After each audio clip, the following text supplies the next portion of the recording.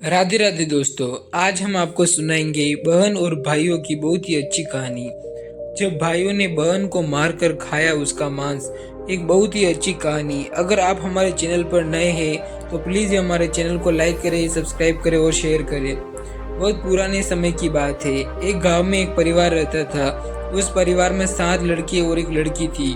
उनके माता पिता जल्दी ही गुजर गए थे, तो बच्चों ने भी अपनी जिम्मेदारी जल्दी ही समझ ली थी। शुरू में सबको गुजारा चलाने में काफी परेशानी हुई थी, लेकिन समय के चलते सब कुछ उन्हें आसान लगने लगा था।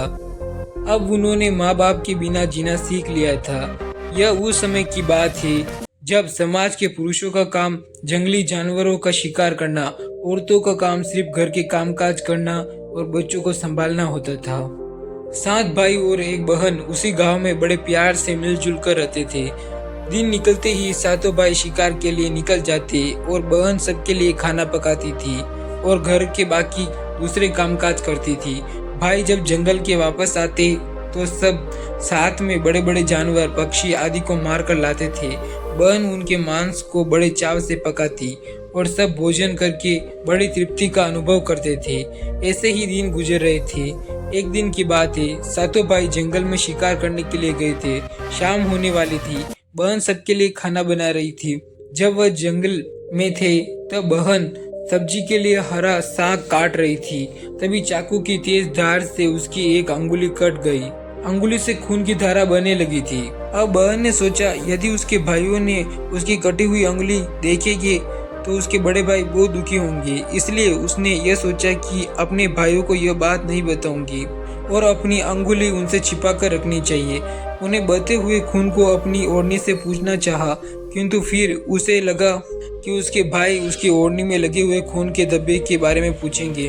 फिर उसने सोचा कि चलो दीवार पर पहुंचना ही ठीक रहेगा। लेकिन फिर उसके दिमाग में ख्याल आया कि यह तो मेरे भाइयों को अच्छे से दिखाई दे जाएगा। फिर बहन बेचैन होकर इधर उधर घूमने लगी, लेकिन उसे कोई ऐसी जगह नहीं मिली जहाँ उसका बहता हुआ खून उसके भाइयों की नजरों से बच सके। इसलिए उसे कोई उपाय न मिलने पर उसने साग में वो उस खून को डाल दिया और अपना खून पूछने लगी। शाम को भाई जंगल से वापस आए। बहन ने भाइयों के लिए खाना परोसा था। सातों भाइयों को साग बहुत ही स्वादिष्ट लगी।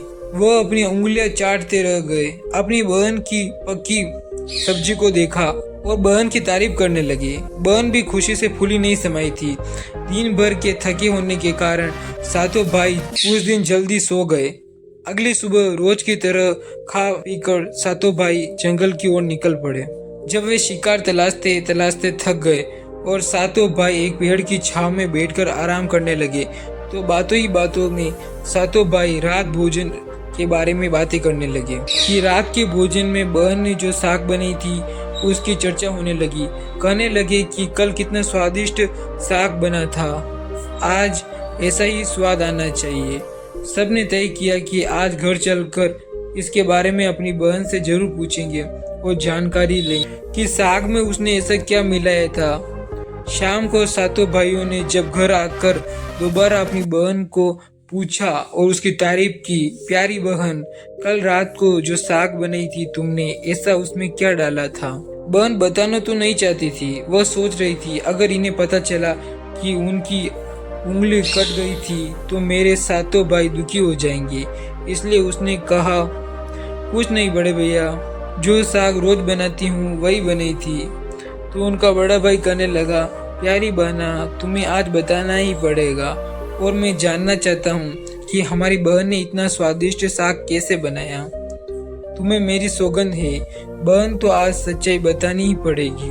बड़े भाई का सब सम्मान करते थे, इसलिए बहन को भी अब सच बोलना पड़ा। उसने धीरे धीरे सारी बात बताते हुए कहा, भैया बस इतना सा अपना खून मिला दिया था और ज्यादा कुछ नहीं, क्योंकि मेरी अंगुली कट गई थी। मैंने सोचा कि आप लोगों को पता चलेगा तो आप दुखी होंगे, इसलिए मैंने अपनी खून की जो धार थी वह उसमें मिला दी। यह सुनकर 6 भाइयों के मन में एक कुटिल ख्याल आने लगा। वे सोचने लगे, इसके खून की चंद बूंदे इतनी स्वादिष्ट है तो इसका मांस कितना स्वादिष्ट होगा। रात के खाने के बाद सातों भाई सोने के लिए चले गए। सातों में फिर उसी बात की चर्चा होने लगी। बड़ा भाई कहने लगा, अरे भाइयों, खून की कुछ बूंदे हमारी बहन की इतनी स्वादिष्ट है, तो सोचो उसका शरीर का मांस कितना स्वादिष्ट होगा। सबसे बड़ा भाई भी कहने लगा, हाँ बात तो सही है।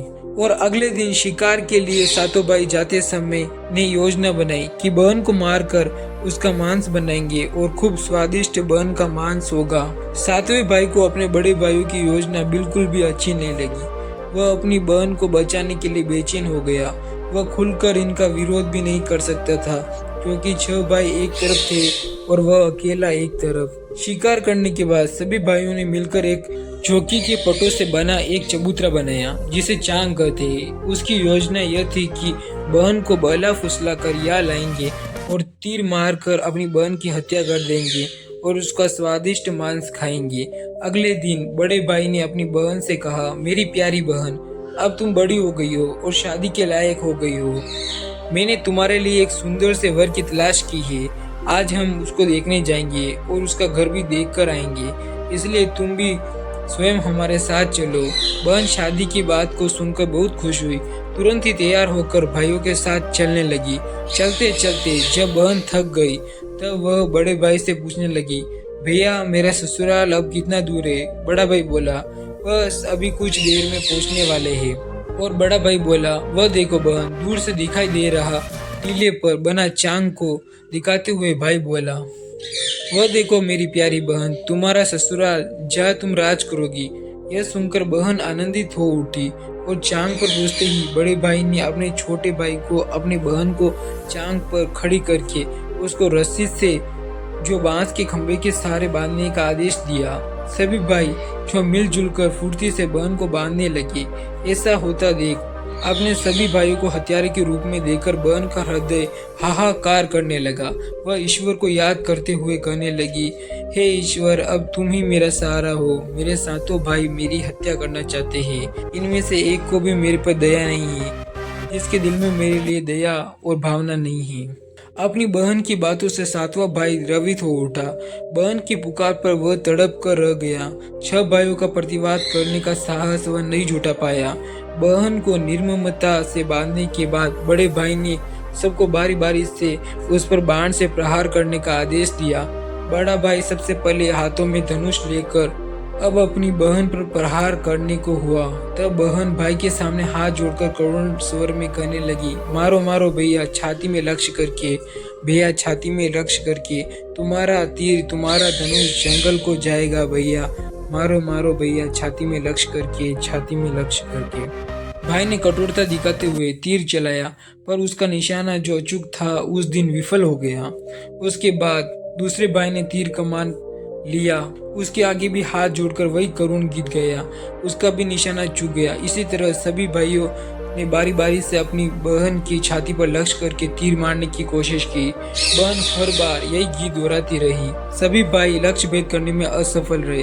अब 7वें भाई की बारी थी। 6 भाई ने उससे कहा, भाई पूरी ताकत से तीर चलाना और बहन को एक बार में ढेर कर देना। यदि तुम्हारा निशाना चूक गया तो तुम जिंदा नहीं बचोगे, हम सब तुम्हें मार देंगे। बहन ने छोटे भाई की जान खतरे में पड़ने देखी तो उसने अपनी जान न्यौछावर करने को कहा। छोटे भाई को बचाने का निश्चय करने के लिए ईश्वर से प्रार्थना करने लगी, ईश्वर, मेरे भाई का तीर मेरी छाती में भेदने में सफल हो जाए। वह फिर करुण गीत में गाने लगी, मारो मारो भैया, छाती में लक्ष्य करके, भैया छाती में लक्ष्य करके, तेरा तीर मेरी छाती भेद जाए, मारो मारो भैया, छाती में लक्ष्य करके, भैया छाती में लक्ष्य करके। छोटे भाई ने तीर चलाया। उसका तीर बहन के मर्म पर जा लगा। वह दर्द से तड़प उठी। कुछ देर छटपटाने के बाद उसके प्राण पखेरु उड़ गए और वह निष्प्राण हो गई। अपनी कुटिल योजना सफल होने पर छठो भाई की तो आंखें खिल गई। सातों ने मिलकर अपनी बहन का शरीर चांग से नीचे उतारा। 6 भाइयों ने मिलकर बहन के शरीर की बोटी बोटी काट डाली। बड़े भाई ने 7वें भाई को जंगल से लकड़ी और पानी लाने का आदेश दिया।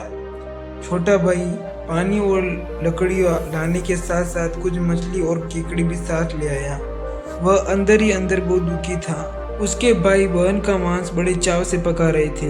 वह अपनी प्यारी बहन का मांस नहीं खा पाएगा। अगर नहीं खा पाएगा तो अन्य भाई उसे गाली देंगे। उसने मांस बनाने समय चुपके से अपने साथ लाई मछलियों और केकड़े भी आग में डाल दिए और अपना खाने का जुगाड़ कर लिया। चावल और मांस तैयार हो गया था। जमीन पर केले के पत्ते बिछाकर उसमें सबके लिए खाना परोसा गया। छोटे भाई ने पहले ही अपने बैठने के स्थान पर एक छोटा सा गड्ढा खोद लिया था। उसने अपनी थाली में परोसे गए अपनी बहन के मांस को चुपके से उस गड्ढे में डाल दिया और मछली और भात खाने लगा। बाकी 6 भाई बहन की हड्डियां चबाने लगे तो छोटा भाई केकड़ा चबाने लगा।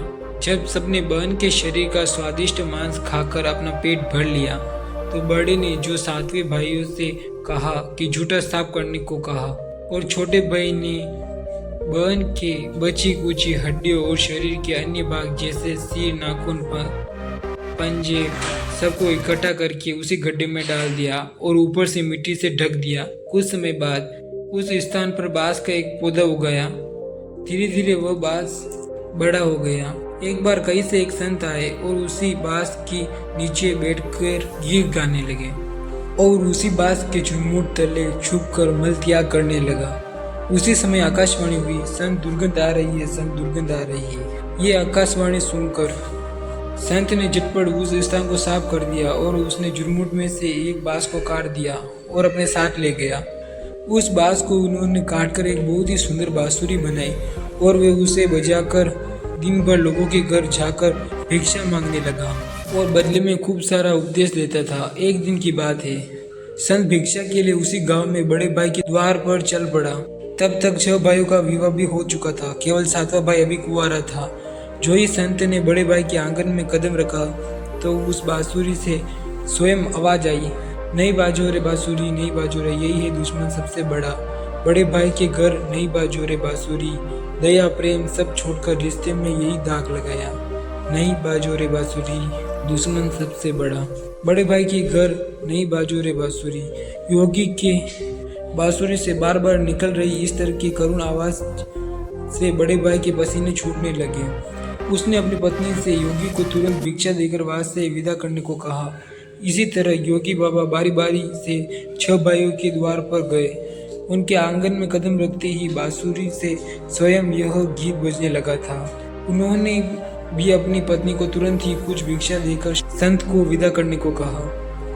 उनके मन से अब यह डर समा गया था कि यदि किसी को पता चल जाएगा कि वह अपनी बहन के हत्यारे है तो क्या होगा। जब योगी 7वें भाई के द्वार पर पहुंचा, जो अभी तक कुंवारा था, वह अकेला रहता था। जब योगी बाबा उनके द्वार पर उपस्थित हुए तो बांसुरी बोल उठी, बाजो रे बांसुरी, मेरे सबसे छोटे भाई के घर। मन ही मन में छुपकर योगी से रखा अंतर में बाजो रे बांसुरी, यही है सबसे प्यारे भाई का घर। योगी की बांसुरी से प्यारा और दिलचस्प गीत बजते ही और सुनकर छोटे भाई ने उन्हें सम्मान के साथ अपने घर में बैठने के लिए आसन दिया। तांबुल पान और जलपान से उनका सत्कार किया और उसके बाद बांसुरी के विषय में चर्चा हुई। तो योगी ने बांसुरी के जन्म की कहानी जो छोटे भाई को पूरी बताई कि कैसे उसने बांस को काटकर जो बांसुरी बनाई, कैसे आकाशवाणी हुई थी। छोटे भाई ने उस बांसुरी को उस योगी से देने की प्रार्थना की तो योगी ने उसे छोटे भाई को वह बांसुरी सौंप दी। योगी के चले जाने के बाद अब छोटे भाई ने बांसुरी को अपने बिस्तर के सिरहाने की तरफ साफ सुथरे स्थान पर धूप दीप जलाकर सम्मान के साथ रख दिया। कुछ दिनों के बाद छोटे भाई के घर में परिवर्तन दिखाई देने लगा। जब वह काम से बाहर जाता तो घर साफ सुथरा हो जाता। जब रोज रोज यही बात बोलने लगी तो छोटे भाई ने अपनी भाभीयों के घर जाकर पूछा कि भाभी, मेरी गैर हाजिरी में आप लोग मेरे घर की साफ सफाई करते हो क्या? सभी भाभीयों ने जवाब दिया, हमें अपने घर के कामकाज से तो फुर्सत नहीं है, तुम्हारा घर कैसे साफ करेंगे। छोटे भाई ने निश्चय किया कि आज वह छुपकर देखेगा क्यों उसका घर कौन साफ करता है। इसलिए छोटा भाई कामकाज पर नहीं गया और वे घर के एक कोने में छुप गया। घर सुनसान होते ही जहाँ पर बांसुरी स्थापित की थी वहाँ से उसकी बहन की शक्ल की एक लड़की निकली और उसने घर का सारा काम काज किया और फिर बांसुरी में समा गई। छोटे भाई ने यह सब देखा तो उसे अपने आंखों पर विश्वास नहीं हुआ। फिर छोटे भाई ने ये बात अपनी बड़ी भाभी को बताई। बड़ी भाभी ने अपने छोटे देवर को समझाया कि जैसे ही लड़की बांसुरी से निकलेगी, तुम उस बांसुरी को आग के हवाले कर देना, फिर उस पर तुलसी जल का छिड़क देना, फिर देखना क्या होता है। छोटे भाई ने बड़ी भाभी के कई मुताबिक सारा काम किया। उसने लड़की के निकलते ही बांसुरी को आग में डाल दिया और लड़की पर पवित्र तुलसी जल छिड़क दिया। तुलसी जल के स्पर्श से वह मानव रूप में आ गई। भाई ने देखा तो वह लड़की उसकी प्यारी बहन है। उसने अपनी बहन को गले लगा दिया। उसके बाद दोनों भाई बहन बड़े प्रेम से जुड़े रहने लगे और बहन ने भाई को, भाई ने बहन को अपना लिया और खुशी से एक दूसरे के साथ रहकर जीवन यापन करने लगे। दोस्तों, इस कहानी से हमें शिक्षा मिलती है, निस्वार्थ प्रेम रिश्तों को बनाए रखता है, कलंकित करने वाले कभी नहीं छुप सकते। दोस्तों, अगर आपको हमारी कहानी पसंद आई हो तो प्लीज़ हमारे चैनल को लाइक, सब्सक्राइब करें और शेयर करें। राधे राधे।